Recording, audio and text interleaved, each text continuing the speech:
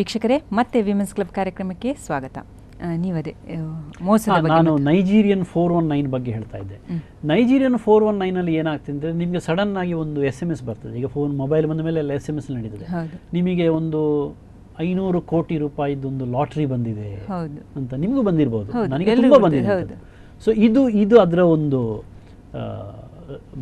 Main point ಇದು. ಅಥವಾ ಅದು ಬೇರೆ ಬೇರೆ ಕಥೆಗಳು. ಇದು ಒಂದು ಕತೆ, ಲಾಟ್ರಿ ಬರುವುದು ಒಂದು ಕತೆ. ಇನ್ನೊಂದು ಕತೆ ಏನು ಅಂತ ಹೇಳಿದ್ರೆ, ಆಫ್ರಿಕಾದಲ್ಲಿ ಯಾರೊಬ್ಬ ಕಿಂಗ್ ಸತ್ತು ಹೋಗಿದ್ದಾನೆ. ಅವನು ಎಷ್ಟೋ ಒಂದು 50,000 ಕೋಟಿ ಅಥವಾ 10 ಲಕ್ಷ ಕೋಟಿ ಡಾಲರ್ಗಳಷ್ಟು ದುಡ್ಡನ್ನು ಬಿಟ್ಟು ಹೋಗಿದ್ದಾನೆ. ಅದನ್ನು ಅಲ್ಲಿಂದ ಹೊರಗೆ ತರಬೇಕು. ಹೊರಗೆ ತರಲಿಕ್ಕೆ ನಮಗೆ ಕೆಲವು ಪ್ರೊಸೀಜರಿಗೆ ನಿಮ್ಮ ಅಕೌಂಟ್ ನಂಬರ್ ಹೆಸರೆಲ್ಲ ಕೊಡಿ, ನಿಮ್ಮ ಇದಕ್ಕೆ ನಾವು ಟ್ರಾನ್ಸ್ಫರ್ ಮಾಡ್ತೇವೆ, ಅರ್ಧ ನಿಮಗೆ ಅರ್ಧ ನಮಗೆ. ಇದು ಇನ್ನೊಂದು ಕತೆ. ಅಂದರೆ ಬಹಳ ದೊಡ್ಡ ಮೊತ್ತದ ಒಂದು ದುಡ್ಡನ್ನು ಆಸೆ ಭರಿಸುವುದು, ಇದು ಪ್ರಥಮ ಹಂತ ನೈಜೀರಿಯನ್ ಸ್ಕ್ಯಾಮಿನದ್ದು. ಇನ್ನೊಂದು ಕತೆ ಏನು ಅಂತ ಹೇಳಿದ್ರೆ, ನಿಮಗೆ ಇನ್ಫೋಸಿಸ್, ಪೆಪ್ಸಿ ಅಥವಾ ಮೈಕ್ರೋಸಾಫ್ಟ್, ಗೂಗಲ್ ಇಂಥ ದೊಡ್ಡ ದೊಡ್ಡ ಕಂಪನಿಗಳಿಂದ ಜಾಬ್ ಆಫರ್ ಬರ್ತದೆ ನಿಮಗೆ. ನೀವು ಅಪ್ಲೈ ಕೂಡ ಮಾಡಿರುವುದಿಲ್ಲ, ನಿಮಗೆ ಅದರ ಯಾವುದೇ ಕ್ವಾಲಿಫಿಕೇಶನ್ ಇರುವುದಿಲ್ಲ. ನಿಮಗೆ ಅದರದ್ದು ಒಂದು ಅಪಾಯಿಂಟ್ಮೆಂಟ್ ಲೆಟರ್ ಬರೋದು ಸಡನ್ ಆಗಿ. ನನಗೂ ಬಂದಿದೆ. ಸೊ ಇಂಥದ್ದು. ಅಥವಾ ಇನ್ನು ನಾನು ಸ್ಟ್ಯಾಂಡರ್ಡ್ ಕೆಲವು ಹೇಳ್ತೇನೆ, ಇದು ಇಷ್ಟಕ್ಕೆ ಸೀಮಿತವಾಗಿಲ್ಲ. ಇದು ಪ್ರತಿದಿನ ಹೊಸ ಕಥೆಗಳನ್ನು ಅವರು ಇನ್ವೆಂಟ್ ಮಾಡಿ ಏನೋ ನಿಮಗೆ ಒಟ್ಟಾರೆ ಸಡನ್ ಆಗಿ ಒಂದು ಆಸೆ ಬರಬೇಕು. ಓ, ನನಗೆ ಏನೋ ಒಂದು ದೊಡ್ಡ ಸಂಗತಿ ಸಿಗ್ತಾ ಉಂಟು. ಇದು ಪ್ರಥಮ ಹಂತ. ಇಲ್ಲಿ ಒಂದು ಪ್ರಶ್ನೆ ಸರ್, ಇಷ್ಟು ತಿಳ್ಕೊಂಡ ಜನ ಅದಕ್ಕೆ ಮೋಸ ಹೋಗ್ತಾರೆ.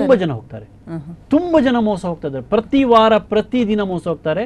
ನೀವು ಉದಾಹರಣೆಯಲ್ಲಿ 10ನೇ ಪೇಜ್ ನೋಡಿ, ನಿಮಗೆ ನಮ್ಮದೇ ಉಡುಪಿ ಡಿಸ್ಟ್ರಿಕ್ಟ್ ಅಲ್ಲಿ, ಉಡುಪಿ ಟೌನ್ ನಲ್ಲಿ ಬರೇ ಸಣ್ಣ ಪುಟ್ಟ ಜನರಲ್ಲ, ಎಜುಕೇಟೆಡ್ ಲಾಯರ್ಗಳು, ಚಾರ್ಟರ್ಡ್ ಅಕೌಂಟೆಂಟ್ಗಳು ಮತ್ತು ಡಾಕ್ಟರ್ಸ್ಗಳು ಇಂಥ ಸ್ಕೀಮ್ಗಳಿಗೆ ಮೋಸವಾದ ನಿದರ್ಶನ ಸಾಕಷ್ಟು ಉಂಟು. ನೈಜೀರಿಯನ್ ಸ್ಕೀಮಿಗೂ ಪಾಂಜಿ ಸ್ಕೀಮಿಗೂ ಎರಡಕ್ಕೂ ಮೋಸವಾದ ನಿದರ್ಶನಗಳು ಪ್ರತಿ ವಾರ ಎಂಬಂತೆ ನಡೀತದೆ ಇದು. ಸೊ ಇದರ ಬಗ್ಗೆ ಎಷ್ಟು ಹೇಳಿದರೂ ಕಡಿಮೆಯೇ.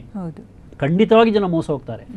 ಸೊ ಮತ್ತೆ ಇನ್ನೊಂದು ಏನು ಅಂತ ಹೇಳಿದ್ರೆ, ನಿಮಗೆ ಮನೆಯಲ್ಲೇ ಕೂತು ಕೆಲಸ ಮಾಡಿ, ಇದು ಗೃಹಿಣಿಯರಿಗೆ ಬಹಳ ಬೇಗ ಅಪೀಲ್ ಆಗ್ತದೆ. ಈಗ ಎಲ್ಲರ ಮನೆಯಲ್ಲಿ ಕಂಪ್ಯೂಟರ್ ಉಂಟು, ಇಂಟರ್ನೆಟ್ ಉಂಟು. ಈ ಇಂಟರ್ನೆಟ್ ಅಲ್ಲಿ ತುಂಬಾ ಸಿಗ್ತೇನೆ. ವರ್ಕ್ ಫ್ರಮ್ ಹೋಮ್ ಅಂತ ನೀವು ಬರೀರಿ, ನಿಮಗೆ ಒಂದು ಕೆಲವು ಲಕ್ಷ ಸೈಟ್ಗಳನ್ನು ಕೋಟ್ ಮಾಡ್ತಾರೆ. ಅದರಲ್ಲಿ 99% ಮೋಸ. ದಯವಿಟ್ಟು ನೆನಪಿಟ್ಟುಕೊಳ್ಳಿ, 99% ಮೋಸ ಅದರಲ್ಲಿ. ಅದು ಸೈಟ್ಗಳನ್ನು ನನಗೆ ಈಗ ಎಕ್ಸ್ಪ್ಲೇನ್ ಮಾಡ್ಲಿಕ್ಕೆ ಬರ್ತದೆ, ಬಟ್ ಸೈಟಿನ ಮುಖ ನೋಡಿದ್ರೆ ಗೊತ್ತಾಗ್ತದೆ ಇದು ಮೋಸ ಅಂತ. ಅದರ ವಿನ್ಯಾಸ ನೋಡಿದ ಕೂಡಲೇ ಗೊತ್ತಾಗ್ತದೆ. ಸೊ ಇಂಥದ್ದು ತುಂಬಾ ನಡೀತದೆ. ಇದರಲ್ಲಿ ಫಸ್ಟ್ ನಿಮಗೆ ಆ ಥರ ಆಸೆ ಬರೀತಾರೆ. ಮತ್ತೆ ಅವರಿಗೆ ಸೆಕೆಂಡ್ ಸ್ಟೇಜ್ ಅವ್ರು ಏನು ಹೇಳ್ತಾರೆ ಅಂದ್ರೆ, ನೀವು ಅವರನ್ನು ಕಾಂಟ್ಯಾಕ್ಟ್ ಮಾಡಬೇಕು. ಕಾಂಟ್ಯಾಕ್ಟ್ ಮಾಡಿದ ಕೂಡ ಹೇಳ್ತಾರೆ, ಏನೋ ಒಂದು ಕಾರಣ ಕೊಟ್ಟು ಇದಕ್ಕೆ ದುಡ್ಡು ಕಳಿಸ್ತೇನೆ, ಆದರೆ ಅದಕ್ಕೆ ಒಂದು ಸ್ವಲ್ಪ ಲೀಗಲ್ ಫೀಸ್ ಒಂದು $100 ಕಳಿಸಿ ಅಂತ ಹೇಳ್ತಾರೆ. ಅವ್ರು ಅಷ್ಟು ಕೋಟಿಗಟ್ಟಲೆ ದುಡ್ಡು ಇರೋರಿಗೆ $100 ನಾವು ಕಳಿಸಿ ಆಗಬೇಕಾ? ಈ ಪ್ರಶ್ನೆ ನಾವು ಕೇಳೋದಿಲ್ಲ. ಇದು ಕೇಳಲಿಕ್ಕೆ ನಾವು ಅಂದ್ರೆ ಅದು ಅಂಧರಾಗಿ ಬಿಡ್ತೇವೆ ನಾವು ಆ ಒಂದು ದುರಾಸೆಯಲ್ಲಿ. ಆ $100 ಕಳಿಸಿದ್ರೆ ಮಿಕ ಬಲೆಗೆ ಬಿತ್ತು ಅಂತ ಅವ್ರಿಗೆ ಗೊತ್ತಾಗ್ತದೆ. ಮತ್ತೆ ಅದು it is a never ending story. ಅವ್ರು ಒಂದೊಂದೇ ಕತೆ ಹೇಳಿ ಜಾಸ್ತಿ ಕೇಳ್ತಾ ಹೋಗ್ತಾರೆ. $100 ರೂವಿ ಕೇಳುದು ಜಸ್ಟ್ ಟು ಟೆಸ್ಟ್, ಅಂದ್ರೆ ಇವರು ಕಳಿಸ್ತಾರೆ ಅಂತ. ಅದು $100-200 ಏನಾದ್ರು ಕೇಳ್ತಾರೆ. ಅದನ್ನು ಕಳಿಸಿದ್ರೆ ಮತ್ತೆ ಅವರು ಜಾಸ್ತಿ ಕೇಳ್ತಾ ಹೋಗ್ತಾರೆ. 5 ಲಕ್ಷ ರೂಪಾಯಿ ಕಳಿಸಿ, 10 ಲಕ್ಷ ಕಳಿಸಿ. ಈ ತರ 2-3 ಸಲ ಕಳಿಸಿದ ಮೇಲೆ ಮತ್ತೆ ಕಳಿಸಿದ ದುಡ್ಡೇ ಪುನಃ ಇನ್ನೂ ಕಳಿಸುವಂತೆ ಇವರಿಗೆ ಮೋಟಿವೇಟ್ ಮಾಡ್ತಾರೆ. ಇಲ್ಲ, ಆ ಕಳಿಸಿದ ದುಡ್ಡು ಹೋಗ್ತದಲ್ಲ ಅಂತ.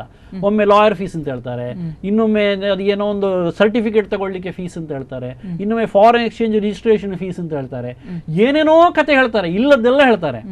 ಹೀಗೆ ಹೇಳಿ ದುಡ್ಡನ್ನು ಕಬಳಿಸ್ತಾ ಇರ್ತಾರೆ. ಇದು ನೈಜೀರಿಯಾದಲ್ಲಿ ಹುಟ್ಟಿದ ಸ್ಕೀಮ್ ಆದ ಕಾರಣ ಇದಕ್ಕೆ ನೈಜೀರಿಯನ್ 419 ಅಂತ ಹೇಳ್ತಾರೆ. ಅದರಿಂದ ನೀವು ಒಂದು ವೇಳೆ ಇದು ಎಲ್ಲಿವರೆಗೆ ಅವರು ಹೋಗ್ತಾರೆ ಅಂತ ಹೇಳಿದ್ರೆ, ನಿಮ್ಗೆ ಒಂದು ಕ್ಷಣದಲ್ಲಿ ಗೊತ್ತಾಗ್ತದೆ, ನಾನು ಸಿಕ್ಕಿಬಿದ್ದೆ, ನೀವು ನಿಲ್ಲಿಸ್ತೀರಿ. ಅಲ್ಲಿ ಅಷ್ಟಾಗೋಗ ಒಂದು 20 ಲಕ್ಷ 30 ಲಕ್ಷ ಕೈ ಬಿಟ್ಟಿರ್ತದೆ. ಅವರು ಇನ್ನೂ ಎಲ್ಲಿವರೆಗೆ ಬರ್ತಾರೆ ಅಂದ್ರೆ, ಅದೇ ವ್ಯಕ್ತಿ ಪೊಲೀಸ್ ರೂಪದಲ್ಲಿ ನಿಮ್ಮನ್ನು ಕಾಂಟ್ಯಾಕ್ಟ್ ಮಾಡ್ತದೆ. ನಾನು ನೈಜೀರಿಯಾದ ಪೊಲೀಸ್ ಡಿಪಾರ್ಟ್ಮೆಂಟ್ ಇಂದ ನಿಮ್ಮನ್ನು ಕಾಂಟ್ಯಾಕ್ಟ್ ಮಾಡ್ತಾ ಇದ್ದೇನೆ, ನಿಮ್ಮನ್ನು ನೈಜೀರಿಯಾದ ಇಂತಹ ಒಬ್ಬ ವ್ಯಕ್ತಿ ನಿಮಗೆ ಮೋಸ ಮಾಡಿದ್ದಾನೆ, ಅವನ ಹೆಸರು ಹೀಗೆ, ಅವನು ನಿಮಗೆ ಇಂಥ ತಾರೀಕಿಗೆ ಇಂತಿಷ್ಟು ದುಡ್ಡು ಕೇಳಿದಾನೆ, ಇದು ಸ್ಕೀಮಿನ ವಿವರ ಅಂತ ಎಲ್ಲ ವಿವರ ಕೊಡ್ತಾನೆ ಅವನು. ನೀವು ನೆನೆಸೋದು ಅವನು ಪೊಲೀಸ್ ಅಂದ್ರೆ ಅವನೆಲ್ಲ ಇನ್ವೆಸ್ಟಿಗೇಷನ್ ಮಾಡಿದ, ಬಟ್ ಆಕ್ಚುಲಿ ಅದು ಅದೇ ವ್ಯಕ್ತಿ ಅವನು ಮಾಡಿದ ಮೋಸ ಅವನಿಗೆ ಗೊತ್ತಿರ್ತಾನೆ, ಅವನೆಲ್ಲ ಕೊಡ್ತಾನೆ. ಸೊ ಪೊಲೀಸ್ ರೂಪದಲ್ಲಿ ಪುನಃ ಶೋಷಣೆಗೆ ಶುರು ಮಾಡ್ತಾನೆ ಅವನು. ನಾನು ನಿಮ್ಮ ದುಡ್ಡೆಲ್ಲ ನಿಮಗೆ ವಾಪಸ್ ಕೊಡಿಸ್ತೇನೆ, ನಿಮಗೆಲ್ಲ ನಿಮ್ಮ 30 ಲಕ್ಷ ವಾಪಸ್ ಬರ್ತದೆ, ಅದಕ್ಕೆ ಪೆನಾಲ್ಟಿ ಇಂಟ್ರೆಸ್ಟ್ ಎಲ್ಲ ನಿಮಗೆ ಸಿಗ್ತದೆ, ಒಂದು $100 ಕಳಿಸಿ ಅಂತ ಸೆಕೆಂಡ್ ಫೇಸ್. ಈ ಥರ ಕೂಡ ಮೋಸ ಹೋದವರು ಇದ್ದಾರೆ. ಇದು ಎರಡನೆಯ ರೀತಿಯ. ಸೊ ಸುಲಭದಲ್ಲಿ ದುಡ್ಡು ಮಾಡುವಂಥ ಸ್ಕೀಮ್ಗಳು, ಇಂಥ ಯೋಜನೆಗಳು ಜಗತ್ತಿನಲ್ಲಿ ಸುಲಭದಲ್ಲಿ ದುಡ್ಡು ಮಾಡುವಂಥ ಯೋಜನೆ ಯಾವುದೂ ಇಲ್ಲ. ಅಂದರೆ ಒಂದು ನೈತಿಕವಾಗಿ ಮತ್ತು ಲೀಗಲ್ ಕಾನೂನು ರೀತಿಯಲ್ಲಿ ಮಾಡುವಂಥ ಉದ್ಯೋಗ ಸಿಕ್ಕಾಬಟ್ಟೆ ಮಾಡುವಂಥದ್ದು ಯಾವುದೂ ಇಲ್ಲ. ಇದೆಲ್ಲ ಮೋಸಗೊಳಿಸಲಿಕ್ಕೆ, ಜನರನ್ನು ಮೋಸ ಮಾಡಲಿಕ್ಕಿರುವಂಥ ಒಂದು ಜಾಲ. ಸೊ ಇದರ ಬಗ್ಗೆ ಬಹಳ ಕೇರ್ಫುಲ್ ಇರಬೇಕು ಅಂತ ಹೇಳ್ತೀರಾ. ಈಗ ನಾವು ಇನ್ವೆಸ್ಟ್ ಮಾಡುವಂಥ ಹಣಗಳು ಎಲ್ಲಿ ಮಾಡ್ತೇವೆ ಅಂದರೆ ಬ್ಯಾಂಕ್, ಸೊಸೈಟಿಗಳು, ಫೈನಾನ್ಸ್ ಕಂಪನಿಗಳು, ಪೋಸ್ಟ್ ಆಫೀಸ್, ಇವುಗಳ ಸೇಫ್ಟಿಯ ಬಗ್ಗೆ ಏನು ಹೇಳ್ತೀರಾ? ನೋಡಿ, ಇದರಲ್ಲಿ ಬಹುತೇಕ ಈಗ ಪೋಸ್ಟ್ ಆಫೀಸ್ ಅಂದರೆ ಅದು ಗೌರ್ಮೆಂಟಿನ ಒಂದು ಡಿಪಾರ್ಟ್ಮೆಂಟ್, ಅದು ಬಹಳಷ್ಟು ಸೇಫು. ಅದಕ್ಕೆ ಗೌರ್ಮೆಂಟ್ ಅದಕ್ಕೆ ಗ್ಯಾರಂಟಿ, ಅದಕ್ಕೆ ಗೌರ್ಮೆಂಟಿನ ಬ್ಯಾಕಿಂಗ್ ಉಂಟು. ಸೊ ಪೋಸ್ಟ್ ಆಫೀಸಿನ ದುಡ್ಡು ಸೇಫು. ಬ್ಯಾಂಕ್ಗಳು ಗೌರ್ಮೆಂಟಿನ ಇಕ್ವಿಟಿ ಹೋಲ್ಡಿಂಗ್, ಪಬ್ಲಿಕ್ ಸೆಕ್ಟರ್ ಬ್ಯಾಂಕ್ಸ್ಗಳೆಲ್ಲ ಸೇಫ್. ಯಾಕಂದರೆ ಗೌರ್ಮೆಂಟಿನ ದುಡ್ಡಿದೆ ಅದರಲ್ಲಿ. ನಾಳೆ ಹೆಚ್ಚು ಕಡಿಮೆ ಆದರೆ ಗೌರ್ಮೆಂಟ್ ಅದಕ್ಕೆ ಜವಾಬ್ದಾರರು, ಅವರು ಅದಕ್ಕೆ ಏನಾದರೂ ಮಾಡಲೇಬೇಕದು. ಅದು ಒಂದು ಸ್ಥೂಲ ರೀತಿಯಲ್ಲಿ ಹೇಳೋದಿದ್ರೆ. ಸ್ಪೆಸಿಫಿಕ್ ಆಗಿ ಹೇಳೋದಿದ್ರೆ, ಪ್ರತಿ ಬ್ಯಾಂಕಿಗೆ ಮತ್ತು ಕೋಆಪರೇಟಿವ್ ಸೊಸೈಟಿಗೆ 1 ಲಕ್ಷ ರೂಪಾಯಿವರೆಗೆ ಡೆಪಾಸಿಟ್ ಇನ್ಶೂರೆನ್ಸ್ ಅಂತ ಉಂಟು. ಅಂದರೆ ನೀವು ಅದರಲ್ಲಿ ಇಟ್ಟ ದುಡ್ಡು 1 ಲಕ್ಷದವರೆಗೆ, ಇನ್ಕ್ಲೂಡಿಂಗ್ ಇಂಟ್ರೆಸ್ಟ್. ಅಂದರೆ ನೀವು 1 ಲಕ್ಷ ರೂಪಾಯಿ ಇಟ್ಟು ಅದು 1,10,000 ಇಂಟ್ರೆಸ್ಟ್ ಆಗಿದ್ರೆ ಆ 10,000ಕ್ಕೆ ನಿಮ್ಗೇನು ಸಿಗಲಿಕ್ಕೆ 1 ಲಕ್ಷದ ಇಂಟ್ರೆಸ್ಟ್, ಪ್ರಿನ್ಸಿಪಲ್ ಎಲ್ಲ ಸೇರಿ ಅದು ಒಂದು ಬ್ಯಾಂಕಿಗೆ, ಒಂದು ಬ್ರಾಂಚಿಗಲ್ಲ. ಈಗ ಕೆನರಾ ಬ್ಯಾಂಕ್ ನೀವು ಕುಂಜಿಬೆಟ್ಟು ಬ್ರಾಂಚಲ್ಲಿ 1 ಲಕ್ಷ ಇಡ್ತೀರಿ, ಇನ್ನು ಅಲ್ಲಿ ಹೋಗಿ ಮಣಿಪಾಲದಲ್ಲಿ ಇನ್ನೊಂದು 1 ಲಕ್ಷ ಇಡ್ತೀರಿ, ಉಡುಪಿ ಬಸ್ ಸ್ಟ್ಯಾಂಡ್ ಹತ್ರ ಇನ್ನೊಂದು 1 ಲಕ್ಷ ಇಡ್ತೀರಿ, ಅದು ಕವರ್ ಆಗೋದಿಲ್ಲ. ಇಡೀ ಒಂದು ಬ್ಯಾಂಕಿಗೆ 1 ಲಕ್ಷ ರೂಪಾಯಿವರೆಗೆ ಇನ್ಶೂರೆನ್ಸ್ ಉಂಟು. ಇದು RBI ಕಾನೂನು ಪ್ರಕಾರ ಮಾಡುವಂತ ಇನ್ಶೂರೆನ್ಸ್. ಸೊ ಬ್ಯಾಂಕಿಗೆ ಏನಾದ್ರು ಹೆಚ್ಚು ಕಡಿಮೆ ಆದ್ರೂ ಕೂಡ ಅದು ಇನ್ಶೂರೆನ್ಸ್ ಕಂಪನಿಯಿಂದ ದುಡ್ಡು ಬರ್ತದೆ. ಸೊ ಡೆಪಾಸಿಟ್ ಮಾಡೋರು ಆದಷ್ಟು ಸ್ಪ್ರೆಡ್ ಮಾಡಿ ಬೇರೆ ಬೇರೆ ಬ್ಯಾಂಕ್ಗಳಲ್ಲಿ, ಬ್ರಾಂಚ್ ಅಲ್ಲ, ಬೇರೆ ಬೇರೆ ಬ್ಯಾಂಕ್ಗಳಲ್ಲಿ ಒಂದು ಹೆಸರಿಗೆ, ಅದು ಬೇರೆ ಬೇರೆ ಹೆಸರಲ್ಲಿ ಇಡಬಹುದು. ಈಗ ಗಂಡನ ಹೆಸರಲ್ಲಿ 1 ಲಕ್ಷ, ಹೆಂಡತಿ ಹೆಸರಲ್ಲಿ 1 ಲಕ್ಷ ಇರಬಹುದು. ಜಾಯಿಂಟ್ ಹೆಸರಾದ್ರೆ ಅದೇ ಜಾಯಿಂಟ್ ಹೆಸರು ಯೂಸ್ ಮಾಡಿದ್ರೆ ಅದು ಅದೇ ಪಾರ್ಟ್ ನಿಂತಾಗ್ತದೆ. ಅದನ್ನು ರಿವರ್ಸ್ ಮಾಡಬಹುದು. First name second name reverse ಮಾಡಿದ್ರೆ ಬೇರೆ ಆಗ್ತದೆ. ಹೌದು. ಸೊ ಈ ತರ ಎಲ್ಲ ಅದನ್ನು ಪ್ಲಾನ್ ಮಾಡಿ 1 ಲಕ್ಷದ ಇನ್ಶೂರೆನ್ಸ್ನ ಮಿತಿಯೊಳಗೆ ಮಾಡಿದ್ರೆ ಒಳ್ಳೆಯದು. ಕೋಆಪರೇಟಿವ್ ಸೊಸೈಟಿಗೆ ಕೂಡ ಈ ಇನ್ಶೂರೆನ್ಸ್ ಸೌಲಭ್ಯ ಉಂಟು. ಅದು RBI ಕಾನೂನಿನ ಅಂಡರ್ ಬರೋದು. ಇನ್ನು ನೋಡಿ, ನೀವು ಇನ್ನೊಂದು ಬಹಳ ಕೇರ್ಫುಲ್ ಆಗಿರ್ಬೇಕು ಅಂದ್ರೆ, you must know the difference between a bank and a finance company. Bank ಅಂತ ಹೇಳೋದು ಅದು ಆ ಬ್ಯಾಂಕಿಂಗ್ ರೆಗ್ಯುಲೇಷನ್, ರಿಸರ್ವ್ ಬ್ಯಾಂಕಿನ ಬ್ಯಾಂಕಿಂಗ್ ರೆಗ್ಯುಲೇಷನ್ ಅಂಡರ್ ಬರುವಂಥದ್ದು. ಅದಕ್ಕೆ ಅದರದ್ದೇ ಆದ ಕೆಲವು ರೂಪರೇಷೆಗಳು ಉಂಟು. ಅವರದ್ದೇ ಡೆಪಾಸಿಟ್ ರೇಷಿಯೋ, ಬೇರೆ ಬೇರೆ ಕಾನೂನುಗಳು, ಸೇಫ್ಟಿ ಕಾನೂನುಗಳು ಅವರಿಗೆ ಬರ್ತವೆ. RBI ನಿರ್ದೇಶನದಲ್ಲಿಯೇ ನಡೆಯುವಂಥ ಸಂಸ್ಥೆಗಳವರು. ಸೊ ಅವರ ಸೇಫ್ಟಿಯೇ RBIಗೆ ಒಂದು ರೆಸ್ಪಾನ್ಸಿಬಿಲಿಟಿ ಉಂಟು. ಅವರು ಅದನ್ನು ಕಾನೂನು ಪ್ರಕಾರ ಮಾಡ್ತಾರೆ ಕೂಡ. ಸೊ ಇದು ಬ್ಯಾಂಕ್. ಫೈನಾನ್ಸ್ ಕಂಪನಿ ಅಂದರೆ ಅದು ಈ ಬ್ಯಾಂಕಿಂಗ್ ರೆಗ್ಯುಲೇಷನ್ ಅಲ್ಲಿ ಬರುವುದಿಲ್ಲ. NBFC ಅಂತ ಹೇಳ್ತಾರೆ, ನಾನ್ ಬ್ಯಾಂಕಿಂಗ್ ಫೈನಾನ್ಸ್ ಕಂಪನಿ. ಅದೊಂದು ಫೈನಾನ್ಸ್ ಕಂಪನಿ ಅಂದ್ರೆ ಲೈಕ್ ಎನಿ ಅದರ್ ಕಂಪನಿ. ಅದು ಕಂಪನೀಸ್ ಆಕ್ಟ್ ಅಲ್ಲಿ ಬರುವುದು, ಅದು ಬ್ಯಾಂಕಿಂಗ್ ಅಲ್ಲಿ ಬರುವುದಿಲ್ಲ. ಸೊ ಈ ಬ್ಯಾಂಕಿಂಗ್ RBI ಹಲವಾರು ರೆಗ್ಯುಲೇಷನ್ ಅವರು ಫಾಲೋ ಮಾಡೋದಿಲ್ಲ, ಅವರಿಗೆ ಮಾಡುವ ಅಗತ್ಯ ಇರುವುದಿಲ್ಲ. ಸೊ ಅವರೇನು ಮಾಡ್ತಾರೆ ಅಂತ ಹೇಳಿದ್ರೆ, ಸಿಕ್ಕಾಬಟ್ಟೆ ಇಂಟ್ರೆಸ್ಟ್ ಕೊಡ್ತಾರೆ. ಈಗ ಬ್ಯಾಂಕಲ್ಲಿ 9% ಇದ್ರೆ 14%, 15% ನಿಮಗೆ ಡೆಪಾಸಿಟಿಗೆ ಕೊಡ್ತಾರೆ. ಸಾಲ ಕೊಡುವಾಗಲೂ ಹಾಗೆ ತುಂಬ ಜಾಸ್ತಿ 18-20%. ಅದೆಲ್ಲ ರಿಸ್ಕಿ ಸಾಲಗಳು. ಅಲ್ಲಿ ಸಾಲ 19% ಕೊಟ್ಟು ಯಾರು ತಗೊಳ್ಳಿಕ್ಕೆ ಹೋಗ್ತಾರೆ? ಬ್ಯಾಂಕಲ್ಲಿ ಸಾಲ ಸಿಗದವರು. ಬ್ಯಾಂಕಲ್ಲಿ 12%ಗೆ ಸಾಲ ಸಿಗೋರು ಇಲ್ಲಿ 20%ಗೆ ಯಾಕೆ ತಗೊಳ್ಬೇಕು?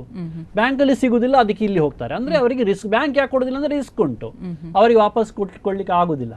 ಸೊ ಈ ಎಲ್ಲ ರಿಸ್ಕಿ ಬಿಸ್ನೆಸ್ ಅನ್ನೇ ಜಾಸ್ತಿ ಬಹುತೇಕ ಈ NBFC ಅವರು, ನಾನ್ ಬ್ಯಾಂಕಿಂಗ್ ಫೈನಾನ್ಸ್ ಕಂಪನಿಯವರು ಹ್ಯಾಂಡಲ್ ಮಾಡ್ತಾ ಇರ್ತಾರೆ. ಸೊ ಅವರು ಯಾವತ್ತೂ ಒಂದು ರಿಸ್ಕ್ ಪ್ರೊಫೈಲ್ ಅವರದ್ದು ಬಹಳ ಜಾಸ್ತಿ ಇರ್ತದೆ.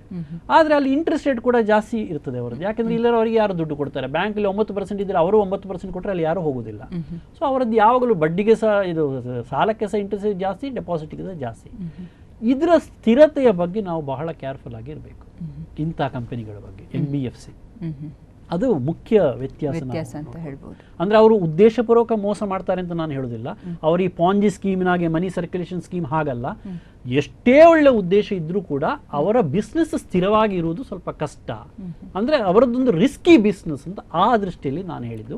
ಅವರನ್ನು ದೂಷಣೆ ಮಾಡಿದಲ್ಲ. ಪಾಂಜಿ ಸ್ಕೀಮ್ ಔಟ್ ರೈಟ್ ಮೋಸವೇ ಇದು ಪಾಂಜಿ ಸ್ಕೀಮ್ ಅಂತಲ್ಲ, ಬಟ್ ಇದು ರಿಸ್ಕಿ ಸ್ವಲ್ಪ.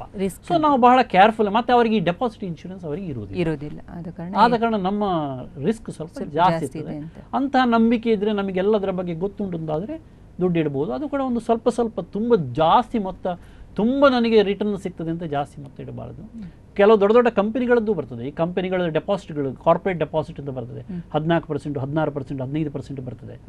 ಸೊ ಅದರಲ್ಲಿ ಅವರ ರೇಟಿಂಗ್ಸ್ ಎಲ್ಲ ನೋಡ್ಕೊಳ್ಬೇಕು ನಾವು. ಯಾವ ರೇಟಿಂಗ್ ಅವರಿಗೆ ಕೊಡ್ತಾರೆ. ರೇಟಿಂಗ್ ಏಜೆನ್ಸಿ ಇರ್ತದೆ, ಅವರ ಸ್ಥಿರತೆಯ ಬಗ್ಗೆ ರೇಟಿಂಗ್ ಕೊಡ್ತಾರೆ. ಅಲ್ಲಿಯೂ ಹಾಗೆ ಹೈ ಇಂಟ್ರೆಸ್ಟ್ ರೇಟ್ ಕೊಟ್ಟು ಕೆಲವು ಸಲ ಕಂಪನಿಗಳು ಮುಳುಗಿ ಹೋದ್ರೆ ಅದು ಸಂಪೂರ್ಣವಾಗಿ ಹೋಗ್ತದೆ. ಓಕೆ, ಅದಕ್ಕೆ ಸರ್, ಏನಂದರೆ ಈ ಎಲ್ಲ ಉಳಿತಾಯ ಇದೆಲ್ಲ ನಾವು ಆಲೋಚನೆ ಮಾಡ್ತೇವೆ. ಈ ಉಳಿತಾಯ ನಾವು ಮಾಡಿದಂಥ ಉಳಿತಾಯ ಇನ್ನು ನಮ್ಮ ಅನಂತರ ನಮ್ಮ ಸಂಬಂಧಿಕರಿಗೆ ಹೇಗೆ ಸಿಗೋದು? ಈ ವಿಲ್ ಬರೆಯುವಂಥದ್ದು, ಇದು ಕ್ರಮ ಹೇಗೆ? ವಿಲ್ ಯಾಕೆ ಬರಿಬೇಕು? ಮತ್ತೆ ನೋಡಿ, ವಿಲ್ ಬರಿಬೇಕು ಅಂತ ಹೇಳಿದ್ರೆ ಜನರಿಗೆ ಇಷ್ಟ ಆಗೋದಿಲ್ಲ. ಯಾಕೆಂದ್ರೆ ನಮ್ಮ ಈ ಒಂದು ಭಾರತೀಯ ಭಾವನಾತ್ಮಕ ಸಂಸ್ಕೃತಿಯಲ್ಲಿ ವಿಲ್ ಬರೆಯುವಂದ್ರೆ ಯಾರೋ ಒಬ್ಬ ಕೊನೆಗಾಲದಲ್ಲಿ ಬರೆಯುವುದು ಅಥವಾ ಏನೋ ಒಂದು ಅಪಶಕುನ, ಒಂದು ಒಳ್ಳೆ ಸಂದರ್ಭದಲ್ಲಿ ಬರೆಯುವುದು ಅಲ್ಲ ಎಂಬ ಭಾವನೆ. ಇನ್ಶೂರೆನ್ಸ್ ಮಾಡುವ ಬಗ್ಗೆ ಹೀಗೇ ಇತ್ತು 50 ವರ್ಷ. ನನ್ನ ತಂದೆಯವರು LIC ಇದ್ರು. 50 ವರ್ಷ ಮೊದಲು ಇನ್ಶೂರೆನ್ಸ್ ಮಾಡಬೇಕು ಅಂತ ಹೇಳಿದ್ರೆ ಜನರಿಗೆ ಸಿಟ್ಟು ಬರ್ತದೆ. ಅಂದ್ರೆ ನಾನು ಸಾಯ್ಬೇಕು ಅಂತ ಸತ್ರೆ ದುಡ್ಡು ಸಿಗುವಂತ ಈ ತರ ಎಲ್ಲ. ಸೊ ಅದು ಈಗ ಇನ್ಶೂರೆನ್ಸ್ ಬಗ್ಗೆ ಆ ತರ ಈಗ ತುಂಬಾ ಜನ ಮೆಚ್ಯೂರ್ ಆಗಿದ್ದಾರೆ. ವಿಲ್ ಬಗ್ಗೆ ಕೂಡ ಇದೇ ತರ ಜನರು ಮೆಚ್ಯೂರ್ ಆಗುವಂತ ಅಗತ್ಯ ಇದೆ. ಯಾಕೆ ಅಂತ ಹೇಳಿದ್ರೆ ಭಾರತೀಯ ಕಾನೂನು ಪ್ರಕಾರ ಒಬ್ಬ ವ್ಯಕ್ತಿ ಮೃತಪಟ್ಟರೆ ಅವನ ದುಡ್ಡು ವಿಲ್ ಪ್ರಕಾರವೇ ಅವನ ನಂತರದವರಿಗೆ ಹೋಗುವುದು. The first option given in the law is ವಿಲ್ಲಿನಲ್ಲಿ ಏನು ಬರೆದಿದೆ ಆ ಪ್ರಕಾರ ಹೋಗ್ತದೆ. ವಿಲ್ ಇಲ್ಲದಿದ್ರೆ ಸರ್ಕಾರದ ಕಾನೂನು ಅಪ್ಲೈ ಆಗ್ತದೆ.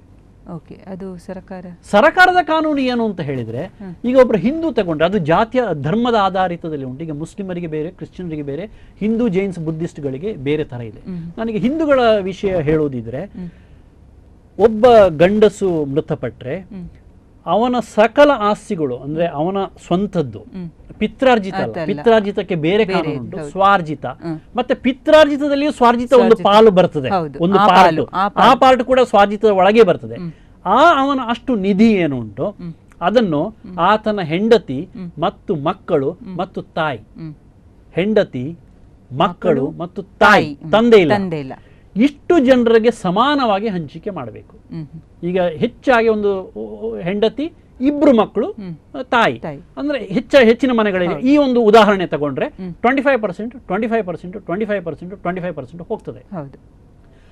ಇದರಲ್ಲಿ ಏನಂದ್ರೆ ಇದು ಕಾನೂನು ಪ್ರಕಾರ ಹೋಗುವಂಥದ್ದು. ನಿಮಗೆ ಹೀಗೆ ಹೋದ್ರೆ ನಿಮಗೇನು ತೊಂದರೆ ಇಲ್ಲ ಅಂತಂದ್ರೆ ಫೈನ್, ಅದು ಒಂದು ರೀತಿ. ಅಥವಾ ಇಲ್ಲ, ಅದು ಎಲ್ಲ ನನ್ನ ಹೆಂಡತಿಗೆ ಮಾತ್ರ ಹೋಗಬೇಕು, ನನ್ನ ಮಕ್ಕಳಿಗೆ ಮಾತ್ರ ಹೋಗಬೇಕು, ಅಥವಾ ನನ್ನ ತಾಯಿಗೆ ಹೋಗುವ ಅಗತ್ಯ ಇಲ್ಲ, ಹೀಗೆ ಇದ್ರೆ ನೀವು ವಿಲ್ಲು ಬರೀಲೇಬೇಕಾಗ್ತದೆ. ಇದು ಒಂದು ವಿಲ್ಲು ಬರೀಲಿಕ್ಕೆ ಕಾರಣ. ತಾಯಿಗೆ ಹೋದ ದುಡ್ಡು ಆ 25% ತಾಯಿಯ ನಂತರ ಯಾರಿಗೆ ಹೋಗ್ತದೆ? ವಾಪಸ್ ಇಲ್ಲಿಗೆ ಬರುವುದಿಲ್ಲ, ಅದು ಅವರ ತಾಯಿಯ ಎಲ್ಲಾ ಮಕ್ಕಳಿಗೆ ಹೋಗ್ತದೆ. ಅಂದ್ರೆ ಮೃತಪಟ್ಟ ವ್ಯಕ್ತಿಯ ಅಣ್ಣನಿಗೆ, ತಮ್ಮನಿಗೆ, ಅಕ್ಕನಿಗೆ, ತಂಗಿಗೆ ಎಲ್ಲರಿಗೂ ಹೋಗ್ತದೆ. ಇದು ಬಹುತೇಕ ಮನೆಯವರಿಗೆ ಇದು ಸರಿ ಅಂತ ಕಾಣುವುದಿಲ್ಲ. ಈಗಿನ ಸಂದರ್ಭದಲ್ಲಿ ನಾನು ಹೇಳುದು ನನ್ನ ಅನುಭವದಲ್ಲಿ. ಅಲ್ಲ, ಅದು ಯಾಕೆ ಅಲ್ಲಿ ಹೋಗಬೇಕು? ತಾಯಿಗೆ ಹೋದ್ರೆ ಓಕೆ, ಪರವಾಗಿಲ್ಲ, ತಾಯಿ ಅಲ್ವಾ, ತಾಯಿಯ ನಂತರಕ್ಕೆ ವಾಪಸ್ ಇಲ್ಲಿ ಬರಬೇಕು ಅಂತ ಹೇಳ್ತಾರೆ. ಅದು ಕಾನೂನು ಅದಕ್ಕೆ ಅವಕಾಶ ಕೊಡುವುದಿಲ್ಲ. ಸೊ ಇಂಥದನ್ನೆಲ್ಲ ನಿಮಗೆ ತಪ್ಪಿಸಬೇಕು ಅಂತಿದ್ರೆ ವಿಲ್ಲು ಬರೀಲೇಬೇಕು. ಇದು 1ನೇ ಪಾಯಿಂಟ್. 2ನೇ ಪಾಯಿಂಟ್, ವಿಲ್ ಯಾಕೆ ಬೇಕು ಅಂತ ಹೇಳಿದ್ರೆ, ನೀವು ವಿಲ್ ಇಲ್ಲದಿದ್ರೆ ಈ ಎಲ್ಲ ಡಾಕ್ಯುಮೆಂಟೇಶನ್ ನೀವು ಮಾಡಬೇಕಾಗ್ತದೆ, ಕೋರ್ಟಿಗೆ ಹೋಗಬೇಕಾಗ್ತದೆ, ಸಕ್ಸೆಷನ್ ಸರ್ಟಿಫಿಕೇಟ್ ತಗೊಳ್ಬೇಕಾಗ್ತದೆ. ಪ್ರತಿ ಸಲ ಅಂತಲ್ಲ, ಬಟ್ ಬಹುತೇಕ ಸಂದರ್ಭದಲ್ಲಿ ಈಗ ದೊಡ್ಡ ದೊಡ್ಡ ಮೊತ್ತ ಇರೋರದ್ದು ಎಲ್ಲ ನೀವು ಹೋಗಿ ಬ್ಯಾಂಕ್ ಅಲ್ಲಿ ಇಲ್ಲಿ ಹೋಗಿ ಅಲ್ಲಿ ನಾಮಿನೇಷನ್ ಕೂಡ ಇರುವುದಿಲ್ಲ ಕೆಲವು ಸಲ. ಈ ದುಡ್ಡು ಶೇರ್ಗಳಲ್ಲಿ ಇದು ನನಗೆ ಬರಬೇಕು ಅಂತ ಹೇಳಿದ್ರೆ ನೀವು ಸಕ್ಸೆಷನ್ ಸರ್ಟಿಫಿಕೇಟ್ ತಗೊಂಡು ಬನ್ನಿ, ನಾವು ಕೊಡ್ತೇವೆ ಅಂತ ಹೇಳ್ತಾರೆ. 2 ವರ್ಷ ಹಿಡ್ಕೊಳ್ತದೆ, 2-3 ವರ್ಷ ಹಿಡ್ಕೊಂಡವರಿದ್ದಾರೆ. ಅಂದ್ರೆ ಒಂದು ಕಡೆಯಲ್ಲಿ ಗಂಡ ತೀರಿ ಹೋದ ದುಃಖ, ಮಕ್ಕಳು ಸಣ್ಣವರು, ಹೀಗೆಲ್ಲ ಇರುವವರು ಕೂಡ 2 ವರ್ಷ 3 ವರ್ಷ ಕೋರ್ಟ್ ಕಚೇರಿ ಅಲೆಯುತ್ತಾರೆ just to get this succession certificate. ಇದೆಲ್ಲ ಬೇಡ, ಬಹಳ ಸುಲಭ. 1 ಪೇಜು ಖಾಲಿ ಹಾಳೆಯಲ್ಲಿ ವಿಲ್ ಬರೀರಿ. ಒಂದು ಸ್ಟ್ಯಾಂಡರ್ಡ್ ಫಾರ್ಮ್ಯಾಟ್ ಇದೆ. ಇದು ನಾನು ನನ್ನ ಸ್ವಂತ ಬುದ್ಧಿಯಿಂದ ಆರೋಗ್ಯ ಇರುವಾಗ ಬರೆದ ವಿಲ್ಲು. ಇದು ನನ್ನ ನಂತರಕ್ಕೆ ನನ್ನ ದುಡ್ಡು ಎಲ್ಲ ಇಂತಿಂತವರಿಗೆ ಇಷ್ಟಿಷ್ಟು ಪರ್ಸೆಂಟೇಜ್ ಅಲ್ಲಿ ಯಾರಿಗೆ ಬೇಕೋ ಅವರಿಗೆ ಹೋಗಬೇಕು. ಮತ್ತೆ ಆ ಆಸ್ತಿಯ ವಿವರಗಳು, FD ಇದ್ರೆ, ಶೇರ್ ಇದ್ರೆ ಅದರ ವಿವರಗಳನ್ನು ಬರೆದು ಸೈನ್ ಮಾಡಿ. 2 ವಿಟ್ನೆಸ್, ಅದು ಮುಖ್ಯ. 2 ವಿಟ್ನೆಸ್ ಬಹಳ ಮುಖ್ಯ. ವಿಲ್ ರಿಜಿಸ್ಟ್ರೇಷನ್ ಮಾಡಲೇಬೇಕು ಅಂತ ಕಾನೂನು ಹೇಳುವುದಿಲ್ಲ. ಮಾಡಿದ್ರೆ ಒಳ್ಳೇದು, ದಯವಿಟ್ಟು ಮಾಡಿ. ಆದ್ರೆ ಮಾಡದಿದ್ರೆ ಅದು ಮಾಡಲೇಬೇಕು. ಯಾಕೆ ರಿಜಿಸ್ಟರ್ ಆಗಲಿಲ್ಲ, ಆದ ಕಾರಣ ಇದಕ್ಕೆ ವ್ಯಾಲ್ಯೂ ಇಲ್ಲ ಅಂತ ಹೇಳಲಿಕ್ಕೆ ಸಾಧ್ಯ ಇಲ್ಲ. ವಿಲ್ ಕ್ಯಾನ್ ಬಿ ಅನ್ರಿಜಿಸ್ಟರ್ಡ್ ಅಂತ ಕಾನೂನಲ್ಲಿ ಇದೆ. ಸೊ ಇದನ್ನೆಲ್ಲ ಇದು ಮಾಡಿ ಫಾಲೋ ಮಾಡಿ. ಒಂದು ವಿಲ್ ಮಾಡೋದು ಒಬ್ಬ ಮನುಷ್ಯನಿಗೆ ಬಹಳ ಮುಖ್ಯ. ಅದು ಮಾಡದೆ ತುಂಬಾ ತೊಂದರೆ ಅನುಭವಿಸೋದು ನನಗೆ ವೈಯಕ್ತಿಕವಾಗಿ ಗೊತ್ತುಂಟು. ಆದ್ರೆ ನಾನು ಎಲ್ಲರಿಗೂ ಹೇಳೋದು, ವಿಲ್ ಬರೀರಿ ನೀವು ಆರೋಗ್ಯದಲ್ಲಿರುವಾಗ. ಅದಕ್ಕೆ ಈಗ ಮತ್ತೆ ಏಜು ಅದು ಇದೆಲ್ಲ ನೋಡುವ ಅಗತ್ಯ ಇಲ್ಲ. ದಯವಿಟ್ಟು ಇವತ್ತೇ ಬರೀರಿ ಅಂತ ನಾನು ಎಲ್ಲರಿಗೂ ಹೇಳೋದು. ಸರ್, ಇಲ್ಲಿವರೆಗೆ ಬಂದು ಈ ಉಳಿತಾಯದ ಬಗ್ಗೆ, ಇದು ಬಹಳ ಸರಳ ವಿಷಯ. ನಮ್ಮಲ್ಲಿದ್ದ ಹಣವನ್ನು ನಮಗೆ ಬೇಕಾದ ರೀತಿ ಉಳಿತಾಯ ಮಾಡ್ಬೋದು ಅಂತ ನಾವು ತಿಳ್ಕೊಳ್ತೇವೆ. ಅದರಲ್ಲಿ ಎಷ್ಟು ಮೋಸ ಆಗುತ್ತೆ, ಯಾವುದು ನಾವು ನಂಬಿಕೆ ಇಟ್ಟು ಮಾಡುವಂಥ ಉಳಿತಾಯ, ಯಾವುದರಿಂದ ನಮಗೆ ಒಳ್ಳೆ ರಿಟರ್ನ್ ಸಿಗುತ್ತೆ, ಇದೆಲ್ಲ ಬಗ್ಗೆ ಮಾಹಿತಿಯನ್ನು ನೀಡಿದ್ರಿ. ಕಾರ್ಯಕ್ರಮಕ್ಕೆ ಬಂದದಕ್ಕಾಗಿ ನಿಮಗೆ ಕೃತಜ್ಞತೆಗಳು. Thank you. ವೀಕ್ಷಕರೇ, ಇಲ್ಲಿಗೆ ಇವತ್ತಿನ ವಿಮೆನ್ಸ್ ಕ್ಲಬ್ ಸಂಚಿಕೆ ಮುಕ್ತಾಯವಾಗುತ್ತೆ. ಮುಂದಿನ ಸಂಚಿಕೆಯೊಂದಿಗೆ ಭೇಟಿಯಾಗೋಣ. ನಮಸ್ಕಾರ.